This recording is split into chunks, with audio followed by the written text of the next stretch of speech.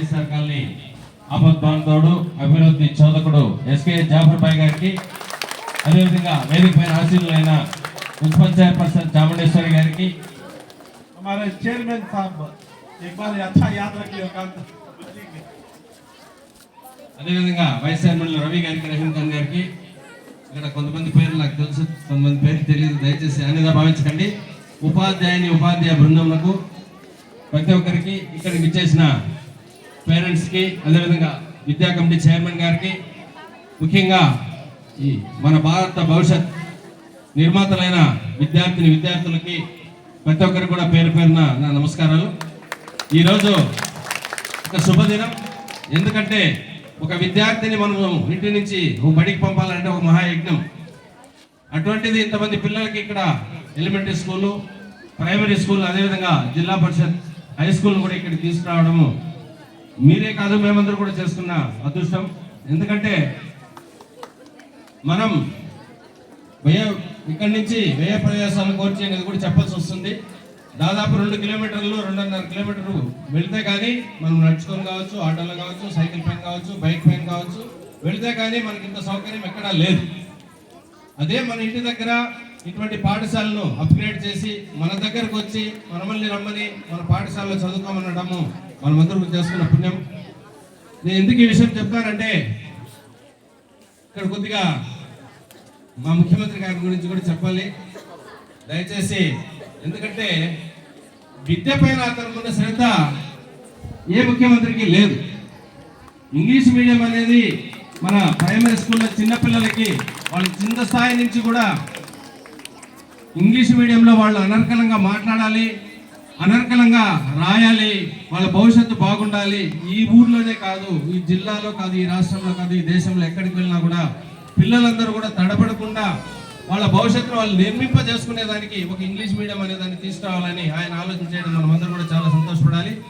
అదేవిధంగా కూడా నాడు నేడు కావచ్చు, అమ్మఒడి కావచ్చు, ఈవేళ పిల్లలకి ప్రైవేట్ కార్పొరేట్ పాఠశాలకు ధీటుగా ఈవేళ మన పిల్లలందరూ కూడా యూనిఫామ్స్ కావచ్చు, షూలు కావచ్చు, సాక్సులు కావచ్చు, స్టడీ మెటీరియల్ కావచ్చు, ప్రతి ఒక్కటి కూడా ఇవాళ మన అందరి దగ్గరికి, మన ఇంటి దగ్గరికి తీసుకొని వచ్చి అందజేసి ఇవాళ మనల్ని అందరినీ కూడా బాగు చదువుకోండి, బాగుపడండి, బాగుండండి అనే ముఖ్యమంత్రిని మనమందరూ కూడా అభినందించాలి.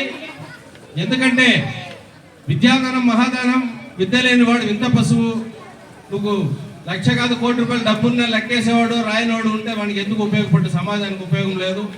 ఐశ్వర్యం అనేది ఈరోజు ఉంటుంది, వెళ్ళిపోతుంది. విద్య అనేది మనం చనిపోయేంత వరకు చదువుతూ ఉండొచ్చు, చనిపోయేంత వరకు చెప్తా ఉండొచ్చు. విద్యలో అంత మహత్యం ఉంది. విద్య మహావృక్షము, దాని కింద ఎంతమందినైనా మనం పెంపు చేయొచ్చు. మనం ఎందరికైనా భవిష్యత్తును మార్గ నిర్దేశనం చేయొచ్చు. భగవంతుడు ఈ మానవ సమాజానికి ఇచ్చిన ఏకైక సంపద విద్య. ఈ చదువు అనేది ఆషామాషి కాదు. నేను మిమ్మల్ని నిరుత్సాహపరిచేదని చెప్పలేదు. ఇక్కడ ఉన్న ప్రతి ఒక్కరు కూడా, ముఖ్యంగా తల్లిదండ్రులకు నాది ఒక సూచన,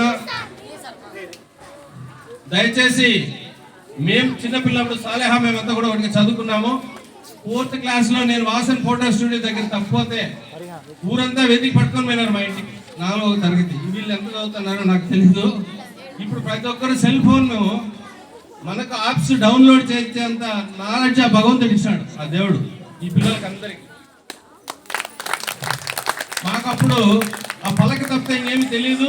రోడ్లోకి పోతే ఇంట్లోకి రాలేము, ఇంట్లోకి పోతే రోడ్లోకి పోలేము. అటువంటి అంటే అంత స్కిల్స్ లేవు. ఇప్పుడు ఆ భగవంతుడు మీకు ఒక వరం ఇచ్చినాడు, అందరికి మంచి తెలివి ఉంది, పిల్లలు షార్ప్గా ఉన్నారు. దయచేసి పేరెంట్స్కి నేను ఏం చెప్తానంటే, సెల్ ఫోన్ మహమ్మారిని దూరం చేయించండి. అది సొంతంగా ఆలోచనింప చేయనీదు.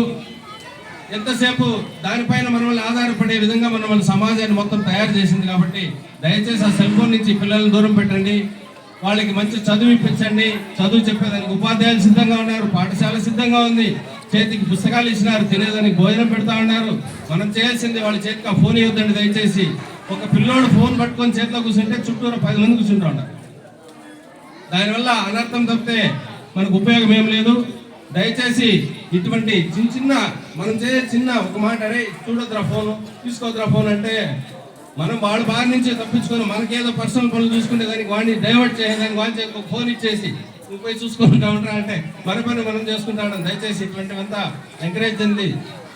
తెలియజేస్తూ, అదేవిధంగా ఈ పాఠశాలని జిల్లా పరిషత్ హై స్కూల్గా తీసుకురావడానికి ఎవరైతే కష్టపడి ఈ స్థాయికి పాఠశాలని అప్గ్రేడ్ చేయడానికి ఎవరైతే కష్టపడినారో వాళ్ళందరూ కూడా అభినందనలు తెలియజేసుకుంటూ, ఇక్కడ ఈ పాఠశాల మరి మళ్ళా ఇంటర్మీడియట్ కావచ్చు, డిగ్రీ కళాశాల కూడా ఈ ఏరియాలోనే రావాలని, దానికి మీరందరూ కూడా పాటుపడాలని, మీరెవరూ పట్టణానికి పోయి ఎటువంటి ప్రమాదాలకు ఇబ్బందులకు లోను కాకూడదని మీరందరిలో కూడా ఐఏఎస్లు, ఐపీఎస్లు, డాక్టర్లు, టీచర్లు అందరూ కూడా తయారు కావాలని, ఈ పాఠశాల ఏ ఉద్దేశంతో అయితే స్థాపింపబడిందో దానికి సార్థకం చేకూర్చాలని, ఉపాధ్యాయులు ఏదైతే కష్టపడతా ఉన్నారో వాళ్ళ కష్టానికి తగిన ప్రతిఫలం కూడా మీరందరూ మీ చేతిలో ఉంది, మీరు ఇస్తేనే అవుతుంది, లేకపోతే కాదని తెలియజేసుకుంటూ, ఈ అవకాశం ఇచ్చిన వేదిక పైన ఉన్న వారికి, వేదిక ముందున్న మీ అందరికి కూడా ప్రతి ఒక్కరి పేరు పేరున ధన్యవాదాలు తెలియజేసుకుంటూ, ప్రతి ఒక్కరు బాగా చదువుకోండి, ప్రతి ఒక్కరు భవిష్యత్తు మీరే నిర్మించుకోండి, మీ చేతిలో భవిష్యత్తు తెలియజేసుకుంటే అవకాశం ఇచ్చిన పెద్దలందరూ కూడా ధన్యవాదాలు తెలియజేసుకుంటూ